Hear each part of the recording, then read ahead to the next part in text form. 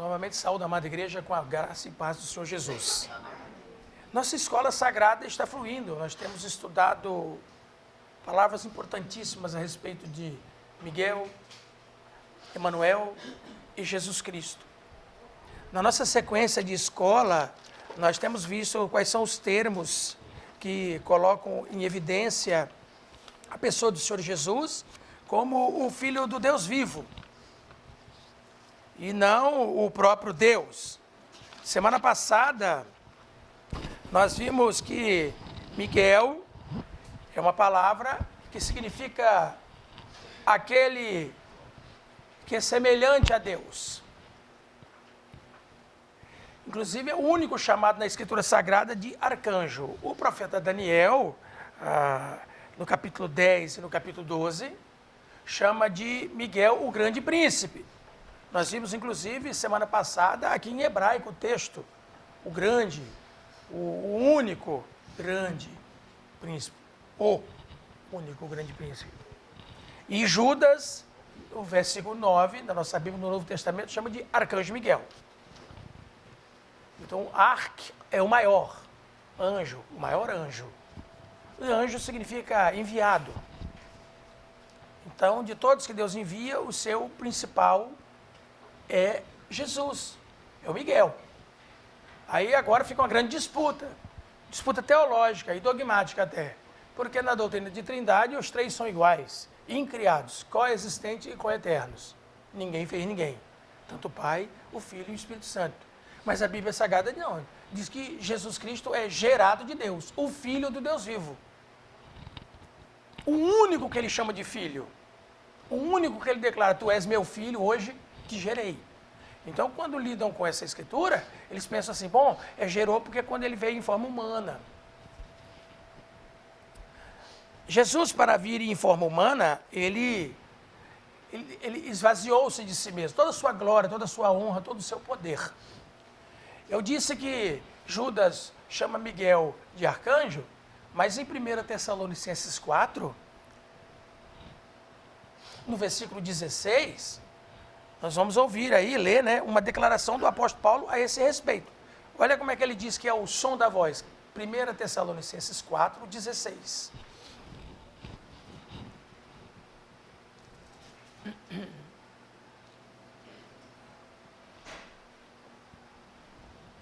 Quem encontrar aí na sua Bíblia pode ler também para nós.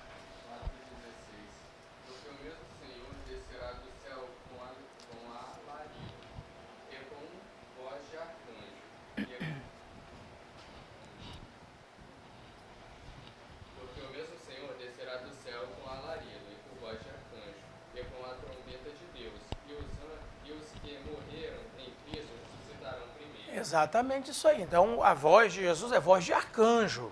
Tem o maior, o grande, o excelente, o príncipe. O anjo Gabriel veio fazer com que Daniel tivesse uma interpretação da sua visão e foi impossibilitado durante 21 dias. Dizer que o exército da Pérsia estava impedindo.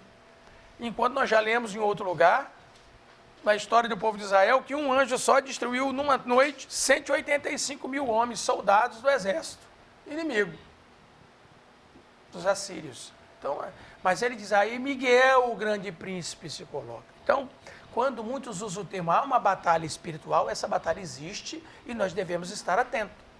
Tem essa física comum, natural, normal que a gente está vendo e assistindo, é palpável por nós, e tem aquela que é transcendente. Ela foge ao nosso olho, a visão do olhar comum.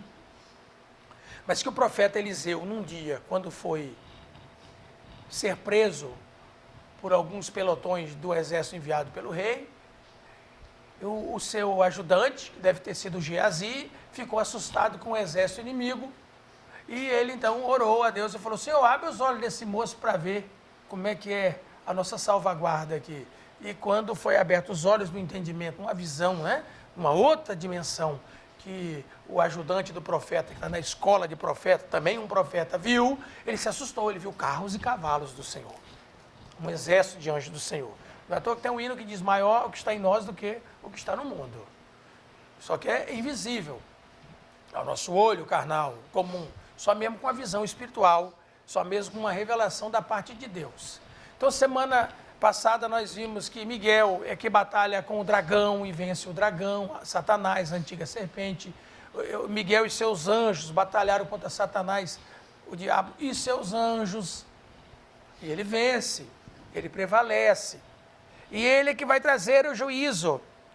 Quando a gente lê o capítulo 19, né? Mas antes de ler o capítulo 19, vamos ler aqui 11 de Apocalipse.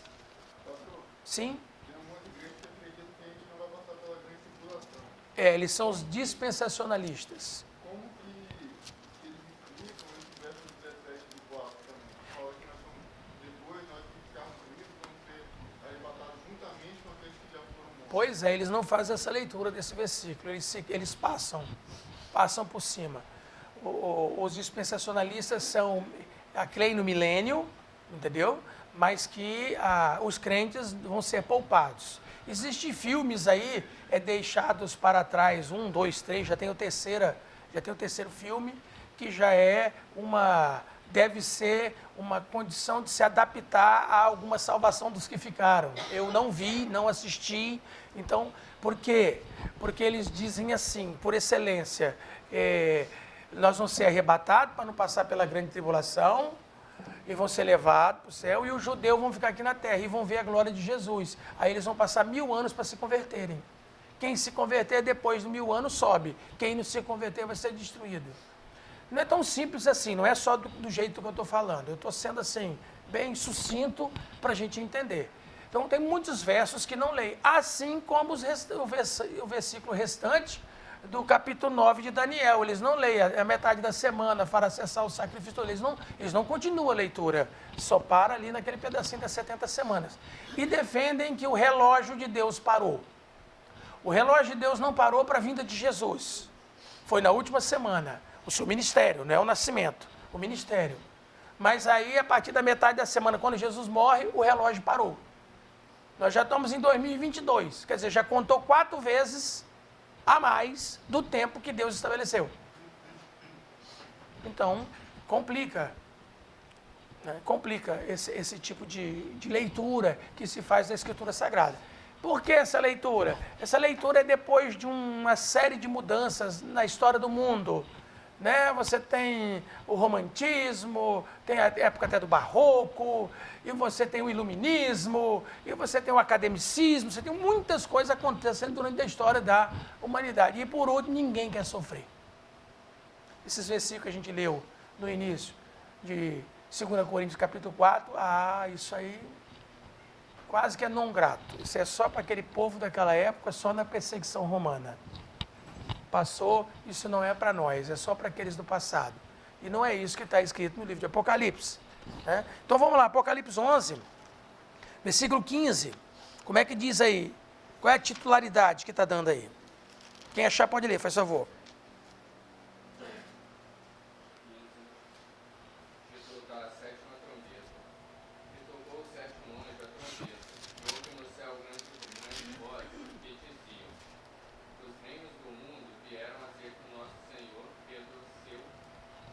Então, quer dizer, isso aí, o reino do mundo passa a ser do Senhor, que é Deus, e do seu Cristo, que é Jesus. Capítulo 16, agora também de Apocalipse. Alguém para ler para nós aí, 14, 15 e 16.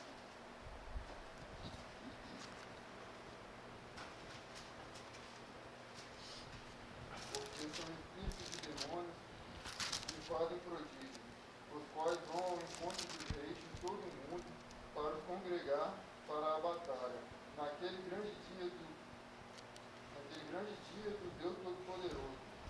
Esse que vem como ladrão, bem-aventurado aquele que vigia e guarda as tuas vestes, para que não ande nu, e não se vejam as tuas vergonhas. 16. E os congregaram no lugar que em hebreu se chama Armagedon. Quer dizer, existe uma grande movimentação para uma unidade do mundo contra o estabelecimento de uma nova ordem. A nova ordem mundial é a de Cristo. Muitos aí defendem teorias de conspiração. A nova ordem mundial, a nova ordem humana. Mas a nova ordem mundial verdadeira é a de Cristo. Capítulo 19. também de Apocalipse. Alguém para ler para nós até do 11 ao 16.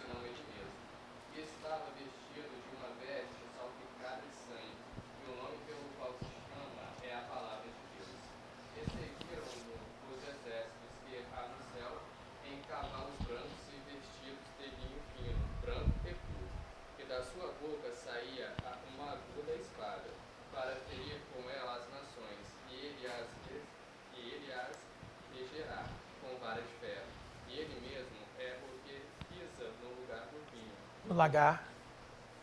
É lagar. Isso aí. Pisa no lagar do furor e da ira de Deus Todo-Poderoso. E na veste e na sua coxa tem escrito este nome: Rei dos Reis, Senhor dos Senhores. Tem que ficar bem claro para nós esse título.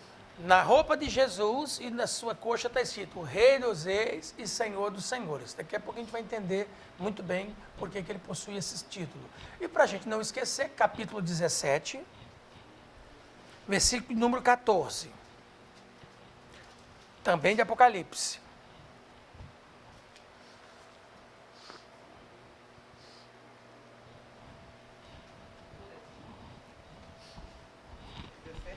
Isso. Pelejarão eles contra o poder, e o poder vencerá, pois é o Senhor dos Senhores e o Rei dos Reis. Vencerão também os chamados eleitos e fiéis, que se acham com ele. Amém. Então, veja bem, ele é Rei dos Reis, ele é Senhor dos Senhores, por isso é que ele vence. Isso é um título que Deus está dando para ele. Aí, quando a gente lê Hebreus 1, a gente começa a entender bem por que é que Deus chamou o seu filho de único filho, que não deu esse tipo de honra para nenhum outro ser dos céus. É uma exceção plena. É por isso que Deus o chama de Deus. Então vamos lá, Hebreus 1. Hebreus 1.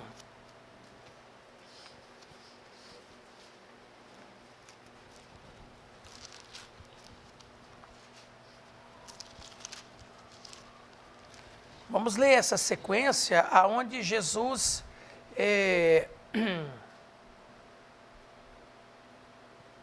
versos 5, 6 e 7. Alguém para ler? E o 8, 5 a 8, vamos lá. Hebreus 1, 5 a 8. Porque a qual dos anjos disse jamais: Tu és meu filho, e hoje te gerei? E outra vez eu lhe serei por pai, e ele me será por filho. E quando outra vez introduz no mundo o primogênito, diz: E todos os anjos de Deus o adorem. E quanto aos anjos, diz: Porque de seus anjos fez vento, e de seus ministros labaredas de fogo. Então, quando a gente lê de seus anjos e espírito, porque é ruá, que é espírito, tanto em hebraico como em grego, que é pneumatos, espírito é vento. Tá? Por isso que é o pneumático, encheu o pneu do carro. Quem tem problema no pulmão, está com problema de respiração, de inspirar e expirar o ar, está com pneumonia. 8. Mas o Filho diz: Ó Deus, o teu trono subsiste pelos séculos dos séculos, cetro de equidade e cetro do teu tempo. Então, do Filho ele diz, ó Deus. Alguns querem fazer uma tradução, uma leitura e dizer assim, ai do Filho, o Deus, o teu Deus falou isso. Não, é ó Deus, ele está falando, ó Theon, ou Theos. Ele fala isso do Filho. Porque o Filho procedeu dele, diretamente dele. Deus não é imagem de ninguém, mas Jesus é a própria imagem do Deus invisível. É isso que está escrito na Bíblia Sagrada. Então, Jesus é exaltado por Deus, pelo Jeová. Na versão do Pacheco vai estar Javé ou Yavé, o seu Deus. E essas coisas têm que ser entendidas por nós, compreendidas. Então, no Salmo capítulo 102. Salmo 102.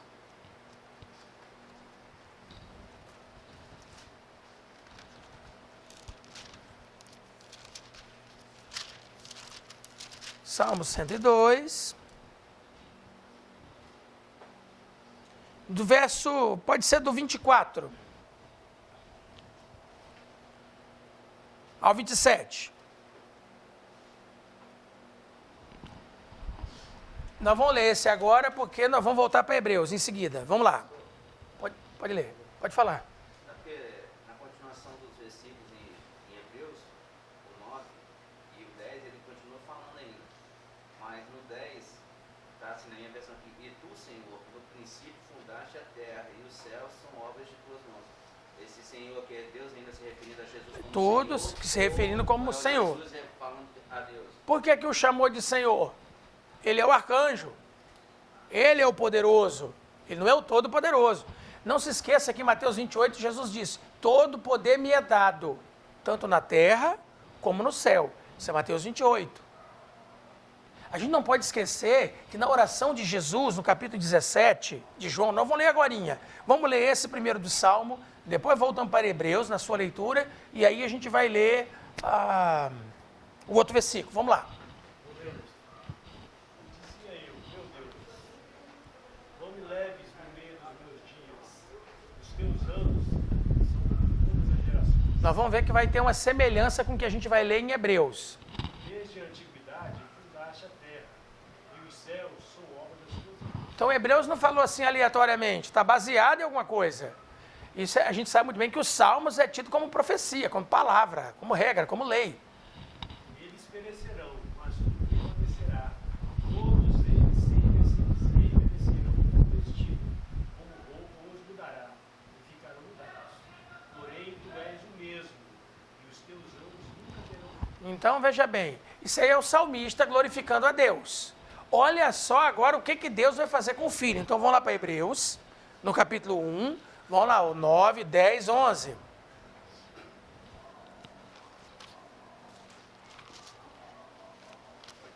Pode, deve ler. Amaste a justiça e aborreceste a iniquidade.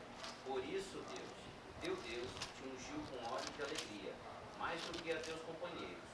E tu, Senhor, no princípio, fundaste a terra, e os céus são obras de tuas mãos.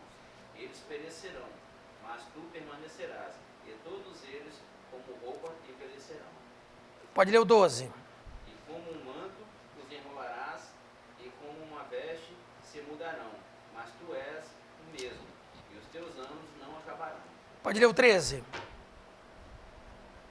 E a qual dos anjos disse jamais, assenta-te à minha destra, até que ponha os teus inimigos por escabelos dos teus pés. É uma pergunta. A quem ele falou isso? Nunca falou para ninguém, a não ser para Jesus. Jesus é antes de todas as coisas. Esses textos que a gente está lendo aqui em Hebreus é Deus exaltando o seu filho, porque esse filho era glorioso nos céus. Esse filho passa por um processo para vir para nos salvar, para nos redimir.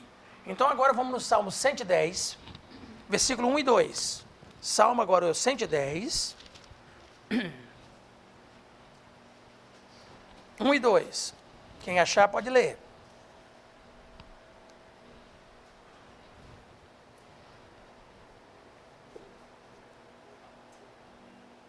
Quem vai ler? Salmo 110, 1 e 2. Diz o Senhor ao meu Senhor, assenta-te à minha direita, até que ponha os teus inimigos por escabelos dos teus pés. O Senhor enviará o cetro da tua fortaleza, este Sião, dizendo, domina no meio dos teus inimigos. Então veja bem, o cetro do Senhor. Jesus vai ser um instrumento de ação de Deus. Disse o Senhor, meu Senhor, assenta-te à minha direita, à mão direita, até que eu ponha os teus inimigos por escabelo dos teus pés. Mateus 22. 22, 43 a 45. Quem achar pode ler para nós. Olha o que Jesus vai falar em Mateus 22. 43, 44 e 45. Quem vai ler? Pode ler para nós.